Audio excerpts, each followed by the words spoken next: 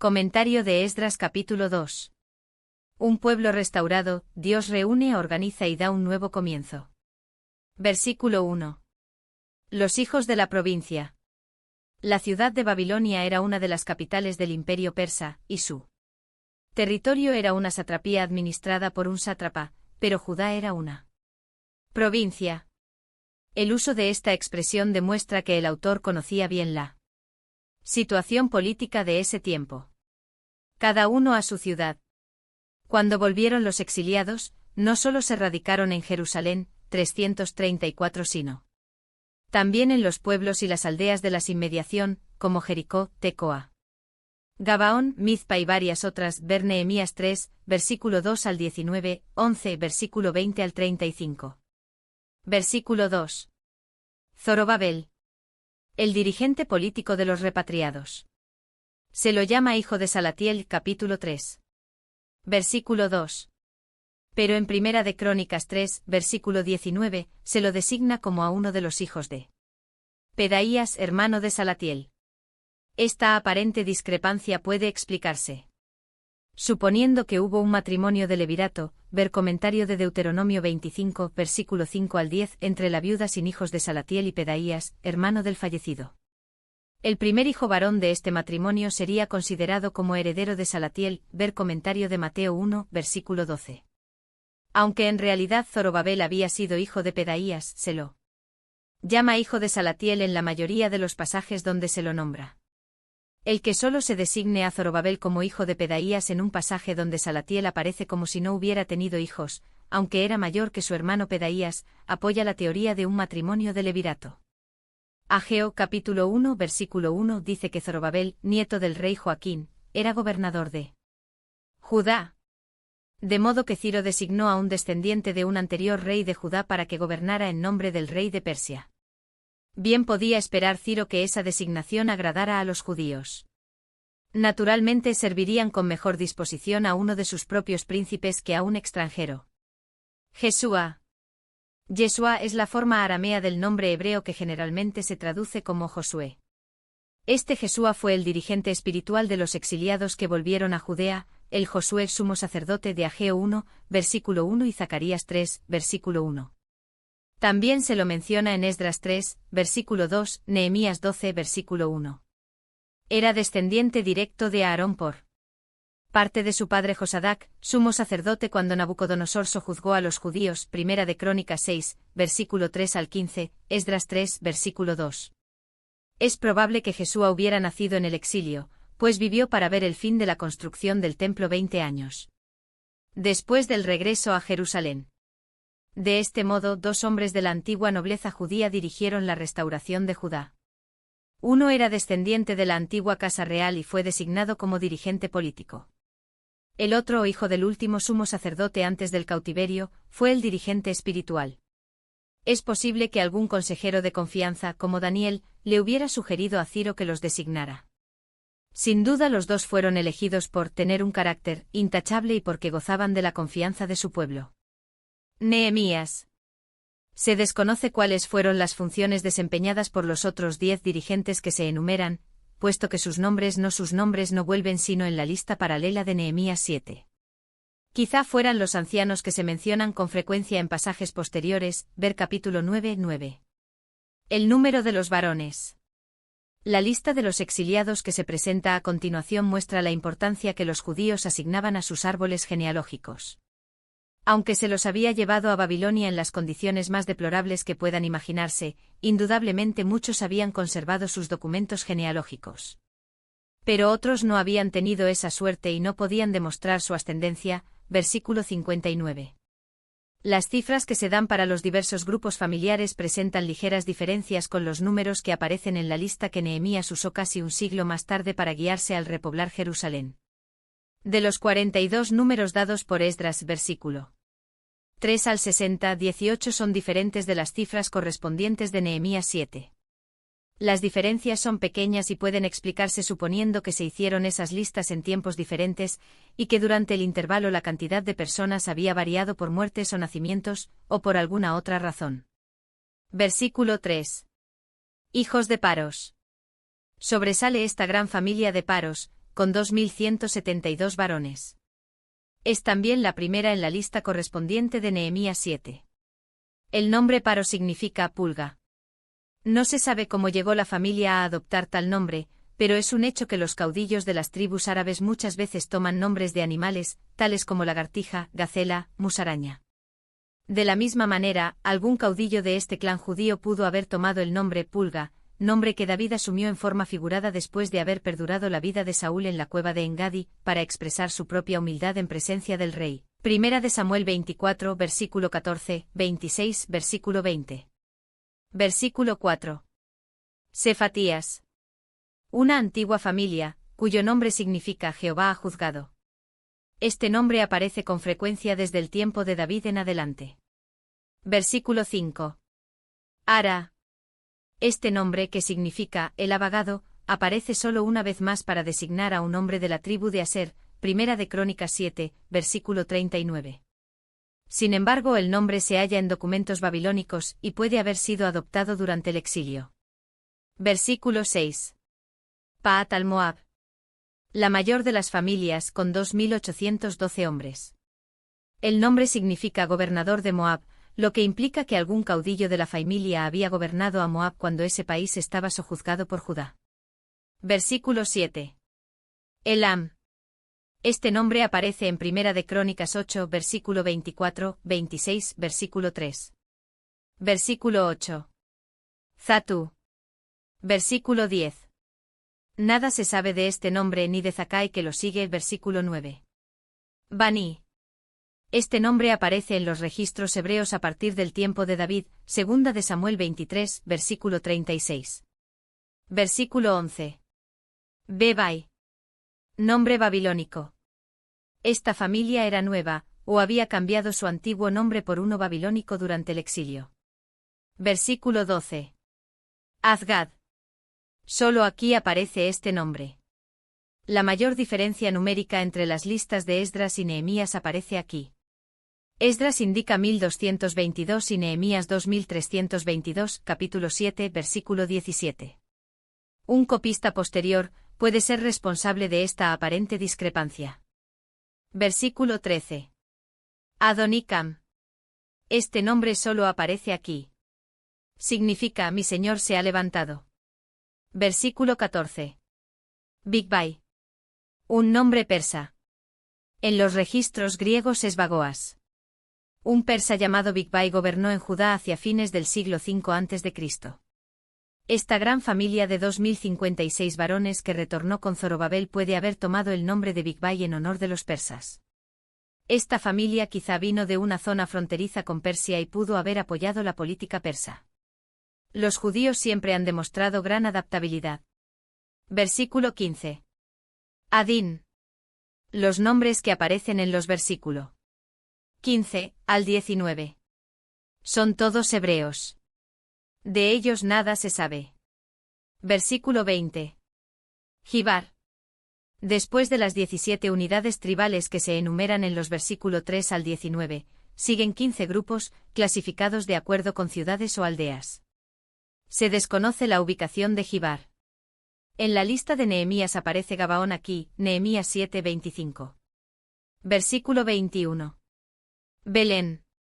En Judá, a unos 8 kilómetros al sur de Jerusalén. Lleva todavía hoy el nombre bíblico Betlehem, que significa casa de pan. Versículo 22.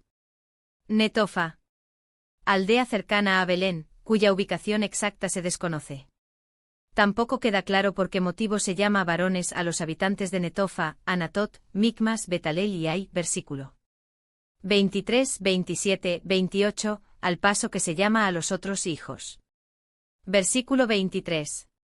Anatot. Ciudad levítica de Benjamín. Sus ruinas se encuentran junto a Anata a unos 5 kilómetros al noreste de Jerusalén. En un tiempo vivió allí el profeta Jeremías, Jeremías 1:1. Con referencia a la palabra varones, ver comentario de versículo 22. Versículo 24. Azmabet. Aldea situada al norte de Anatot. Ahora lleva el nombre de Izma. Versículo 25. Kiriat al-Jearim. Hoy se conoce como montículo, el de Iria Jearim. Se encuentra a unos 12 kilómetros al noroeste de Jerusalén. Kafira, denominada en árabe Tel-Kefire, al norte de Iria Jearim. Birot. Suele identificarse este lugar con Bira, tanto por su ubicación como por el parecido del nombre. También se señala que Birot en hebreo significa pozos, y en Bira hay abundancia de agua. Se encuentra a unos 13 kilómetros de Jerusalén, sobre el camino que va hacia el norte. Versículo 26. Rama. Quizás sea Ram, a unos 10 kilómetros al norte de Jerusalén. Jeba. Hoy se conoce como Jeba al este de Ramá, ver comentario de 1 de Samuel 13:3. Versículo 27. Micmas. Ahora se la denomina muy más al noroeste de Jeba. Con referencia a la palabra varones, ver comentario de versículo 22. Versículo 28. Betalel. Ahora Beitín. Con referencia a la palabra varones, ver comentario de versículo 22. Ai. Se ha identificado la ciudad de Ai con el lugar denominado Etaltel en árabe al sureste de Betalel, donde se hicieron excavaciones entre 1933 y 1935. Esta identificación probablemente sea correcta en lo que se refiere a la ciudad postexílica de Ai, aunque se duda de que ese haya sido el sitio de la ciudad de Ai tomada por Josué, ver comentario de Josué 7:2. Versículo 29. Nebo. Se recuerda este topónimo en el nombre de la aldea de Betanaba, cerca de Ajalón, a unos 18 kilómetros al noroeste de Jerusalén. Versículo 30. Magbis. Localidad desconocida del centro de Palestina. Versículo 31. Del otro Elam. En vista de que Elam figura como nombre de familia, versículo 7, no puede saberse si aquí se indica un nombre geográfico o familiar. Versículo 32. Arim. También esta designación se ha tomado como nombre de un clan y no de un lugar. En los registros babilónicos del siglo V a.C. aparece el nombre personal Arimma, por lo cual se ve que esta familia era una de las que había adoptado un nombre extranjero durante el exilio. Versículo 33. Lod, Hadid y Ono. Estos tres lugares estaban a unos 40 kilómetros al noroeste de Jerusalén. Lod lleva el nombre de Lida en el Nuevo Testamento. Hadid estaba a unos 6 kilómetros al este-noreste de Lod, y Ono estaba a unos 13 kilómetros al norte de Lod. Versículo 34. Jericó. Esta ciudad estaba en el valle del Jordán y por lo general se la identifica con Tel el Sultán, junto a la moderna Jericó, ver tomo 1, página 132, tomo 2, página 44. Versículo 35. Senaa. Es interesante encontrar al final de la lista de todas las familias que no son eclesiásticas y grupos de diferentes ciudades, la mayor unidad de todas con 3.630 hombres al cuyo extraño nombre es hijos de Senaa. El que se mencione en último lugar a este grupo podría indicar que se lo consideraba de menor importancia que los otros. Debido a que el nombre tiene en hebreo una terminación femenina, se ha pensado que representaría una aldea. Pero sería extraño que hubiera existido una aldea tan grande sin que se la mencionara en ningún otro pasaje. ¿Cómo podría haber desaparecido un lugar tal sin dejar rastro de su anterior existencia?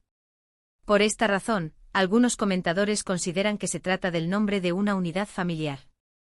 Pero de ser así, ¿qué se la menciona sola a pesar de su gran número, al final de una enumeración de grupos por aldeas?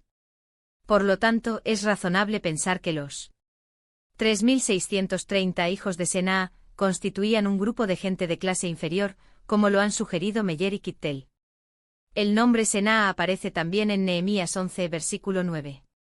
Senúa, y en Primera de Crónicas 9, versículo 7. A Senúa, donde significa el odiado. Es posible que se dio este nombre a la gente que no podía comprobar su ascendencia y que no pertenecía a un grupo profesional, como el de los plateros o perfumeros, Nehemías 3, versículo 8-31. Parecen haber sido nombres que no tenían un lugar establecido dentro de la sociedad, que carecían de ascendencia reconocida o derechos heredados. La misma suerte los unía. Es posible que no les hubiera ido bien en Babilonia, y quizá volvieron muchos de ellos con la esperanza de lograr una mejor fortuna en Palestina. Versículo 36. Los sacerdotes. De los sacerdotes volvieron a Jerusalén 4 familias, con un total de 4.289 hombres, y 3 familias más que no podían probar su genealogía sacerdotal, versículos 61 al 63. 3 de las familias sacerdotales legítimas trazaban su ascendencia hasta hombres que habían sido jefes de las órdenes sacerdotales durante el reinado de David, a saber Jedaías, Immer y Arim, Primera de Crónicas 24, versículos 7, 8, 14. La otra familia descendía de un tal Pasur, de quien nada más se sabe. Ningún personaje bíblico de este nombre pudo haber sido antepasado de esta familia. Las 4 familias sacerdotales mencionadas en esta lista de repatriados eran todavía los principales representantes del sacerdocio en tiempos de Esdras 80. Años más tarde, cuando se mencionan a las 4 en la lista de quienes habían tomado esposas extranjeras, Esdras 10, versículo 18 al 22. Versículo 40. Levitas. Sorprende saber que tan pocos servidores eclesiásticos de menor categoría. Volvieron a Jerusalén al solo 74 levitas, 128 cantores, 139 porteros y otros versículo. Servidores del templo al un total de 733 hombres en comparación con más de 4.000. Sacerdotes que regresaron. Por la historia del reino de Judá sabemos que a veces el servicio del templo había decaído, y que muchos de los que servían en el templo se habían relacionado con los lugares altos paganos, ver comentario de Jueces 5, versículo 18. Que se habían establecido en todo el país. Todos esos altos fueron destruidos por Josías. Como parte de su gran reforma, Segunda de Reyes 23, versículo 5, 8, 13 y sus sacerdotes fueron llevados a Jerusalén. Pero se les negó un lugar en el santuario y en el altar del templo, e indudablemente solo se les permitió que desempeñaran las tareas más humildes, ver comentario de Segunda de Reyes 23, versículo 9. Ezequiel habla de la mala conducta del personal del templo antes del exilio, pero los sacerdotes del linaje de Sadoc parecen haberse mantenido relativamente incontaminados de idolatría. En el servicio del templo que Ezequiel vio en visión, ellos debían haber ejercido el sacerdocio. A sus hermanos los levitas solo se debía permitir que realizaran las tareas humildes del nuevo templo. Por eso los levitas no podían esperar que ocuparan puestos encumbrados, y por lo tanto la mayoría de ellos pudo haber preferido permanecer en el exilio. Otra razón de por qué regresaron tan pocos levitas tal vez fue que pocos de ellos habían ido al exilio. Al principio Nabucodonosor solo deportó a los funcionarios encumbrados, a la nobleza y los componentes de las fuerzas armadas. Los levitas no pertenecían a ninguna de estas clases a lo menos desde el tiempo de Josías y por eso es posible que no hubieran sido deportados en tan gran número como los sacerdotes. Si solo había unos pocos levitas en el exilio, naturalmente el número de los que volvieron también tuvo que ser pequeño. Versículo 41. Los cantores. Una clase especial de levitas. Solo hay representantes de una familia, la de Asaf, uno de los principales músicos del tiempo de David, Primera de Crónicas 6, versículo 39-43. 16, versículo 5-6. No se sabe qué pasó con los descendientes de los otros directores de música que se mencionan en los sobrescritos de los Salmos y en otros pasajes bíblicos. Versículo 42. Porteros. Otra profesión que se conoció a partir del tiempo de David. Con sus músicos corredores, sus portones y sus patios, el templo requería una fuerza policial para mantener el orden y la seguridad, sobre todo en ocasión de las fiestas anuales. Versículo 43. Los sirvientes del templo. Hebreo netinín, de la raíz natan, dar. O sea, los donados, Biblia de Jerusalén. Sin duda. Esto se refiere a los que habían sido consagrados o dedicados al santuario. Desde el tiempo de Josué, Josué 9, versículo 27. Se había empleado a extranjeros para los trabajos más serviles del templo. De vez en cuando pueden haberse añadido prisioneros de guerra a estos sirvientes del templo, ver Esdras 8, versículo 20. Estos sirvientes que retornaron pertenecían a 35 familias. Versículo 55. Los siervos de Salomón.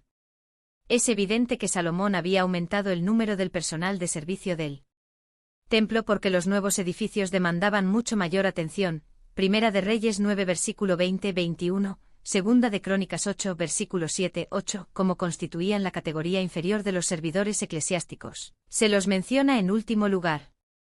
Vivían en aldeas separadas o en sus propias residencias de Jerusalén, y aunque no eran israelitas, habían convenido en observar toda la ley, ver Nehemías 10, versículo 29 al 31. La ley deuteronómica exigía que se los considerara como parte de la congregación de Israel, Deuteronomio 29, versículo 10 al 13, Éxodo 20, versículo 10. Y que se los tratara como si fueran israelitas. 10 familias de siervos de Salomón volvieron con Zorobabel. Versículo 58. Todos los sirvientes. Los sirvientes del templo, versículo 43 al 54. Y los siervos de Salomón, versículo 55 al 57. Indudablemente estaban tan relacionados en su origen y su trabajo, que se da su número como si hubieran constituido un solo grupo. Hay representantes de 45 familias, con un promedio de versículo 8 varones cada una. Por lo tanto, resulta evidente que por alguna razón desconocida, sus unidades familiares eran mucho más pequeñas que las de los judíos de pura sangre. Más tarde, en tiempo de Esdras, volvieron 220 sirvientes del templo más, capítulo 8, versículo 20. Deben haber llegado a Babilonia los informes de quienes habían vuelto con Zorobabel en el sentido de que habían encontrado buenos cargos en el servicio del templo, y muchos más estuvieron dispuestos a desprenderse de sus relaciones con Mesopotamia para volver a Palestina. Versículo 59. Tel Almela. Se desconoce la ubicación de los 4 lugares de Mesopotamia que se enumeran en este pasaje. De estos 4 lugares fueron 652 hombres, 60 pertenecientes a 3 grupos familiares, los que no pudieron dar pruebas de que descendían de judíos. Si sus antepasados habían sido legítimos habitantes de Judá cuando Nabucodonosor invadió el país, es posible que hubieran sido muy maltratados, ya fuera durante el viaje a Babilonia, o como esclavos después de haber llegado allí, y por eso perdieron todos sus documentos de identificación, ver comentario de versículo 2. Versículo 61. Sacerdotes. 3 de las familias que regresaban pretendían pertenecer al sacerdocio, pero no pudieron presentar credenciales válidas. El gobernador les negó la posibilidad de ejercer como sacerdotes hasta que un sumo sacerdote pudiera lograr una decisión divina por medio de Urim y Tumim. Es extraño que no aparezca el número de estos sacerdotes en esta lista ni en la de Nehemías 7. Cos. Es posible que más tarde esta familia pudiera confirmar su derecho al sacerdocio, porque encontramos a un tal Meremot, hijo de Urías, hijo de Cos, que participó en la construcción del muro de la ciudad en tiempo de Nehemías, Nehemías 3, versículo 4-21. Esdras capítulo 8, versículo 33. Sencillamente lo llama sacerdote. Meremot, hijo de Urías. Parece que los miembros de esta familia encontraron sus credenciales o pudieron obtener alguna otra prueba de que sus antepasados habían sido sacerdotes, o por Urim y Tumim se reveló la voluntad de Dios respecto a ellos. Versículo 63. El gobernador. En hebreo se lo designa Tirsata, título honorífico persa, Tarsta, usado para designar al gobernador de una provincia. Equivalía a su excelencia. Su significado literal es el temido.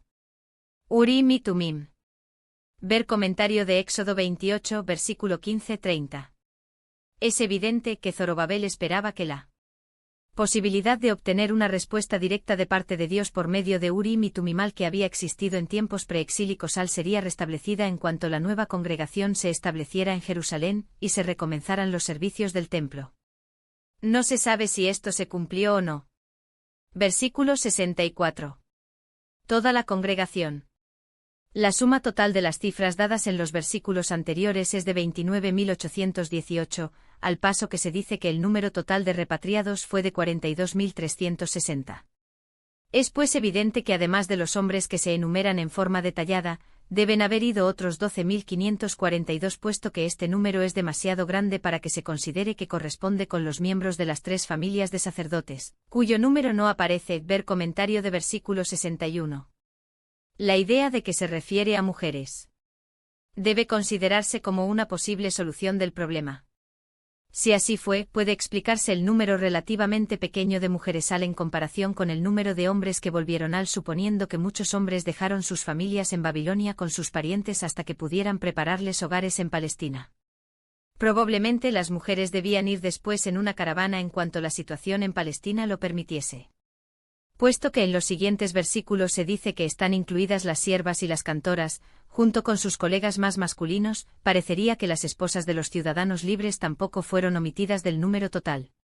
Por eso se ha de entender que las 42.360 personas constituyen el número total de ciudadanos que volvieron hombres, mujeres y personal eclesiástico. Versículo 65. Sin contar sus siervos. Después de enumerar a todos los judíos y también a los que pretendían formar parte de la congregación, se dice que había 7.337 esclavos, hombres y mujeres. Es evidente que no eran judíos, no solo por la posición social que ocupaban, sino también por el lugar que se les da al final de la lista, después de haberse dado la cifra de toda la congregación. Sorprende saber que en los 50 años de su cautiverio algunos de los judíos habían mejorado su posición social hasta el punto de haber adquirido esclavos, uno por cada 6 judíos. Cantores y cantoras. Algunos han pensado que estos artistas que no eran judíos debían aumentar el número relativamente pequeño de cantores levíticos, ver comentario de versículo 41. Sin embargo, esto es poco probable. Algunos comentadores consideran que se trata de músicos profesionales seculares. Cuando los israelitas salieron de Egipto, unos 1000 años antes, una multitud de toda clase de gentes salió con ellos. Éxodo 12, versículo 38. Y en el desierto ocasionaron muchos problemas, Números 11, versículo 4. No sería extraño que al salir de Babilonia los judíos, un grupo similar los hubiese acompañado. Versículo 66. Sus caballos. En relación con la expedición hay un total de 8.136 animales para montar y bestias de carga. Puesto que esa gente deseaba viajar con rapidez, no llevó ovejas, cabras ni ganado. Los que tenían tales animales en Babilonia, quizá los vendieron y se llevaron el dinero. Versículo 68. ¿Cuándo vinieron? Nada se dice del viaje, ver comentario de Génesis 24, versículo 7,62. Pero este debe haber llevado varias semanas. No se menciona cuál ruta siguieron, aunque la topografía del cercano oriente no permite muchas dudas al respecto, ver comentario de Génesis 12, versículo 5. Tal vez la caravana siguió la orilla del Eufrates hasta el paralelo 36, o atravesó lo que había sido Asiria hasta Arbela, y desde allí siguió el curso aproximado de lo que es ahora la frontera entre Siria y Turquía hasta llegar al Eufrates. Desde allí cruzó el desierto entre el Eufrates y el Orontes, y sin duda descansó en el oasis de Alepo, a la mitad de la travesía del desierto.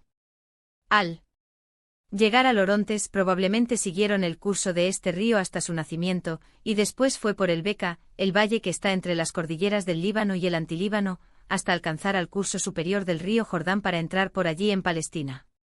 Esta era la ruta que la mayor parte de las fuerzas militares de los asirios y babilonios habían seguido en lo pasado y que los cautivos, padres y abuelos de este grupo, indudablemente habían recorrido.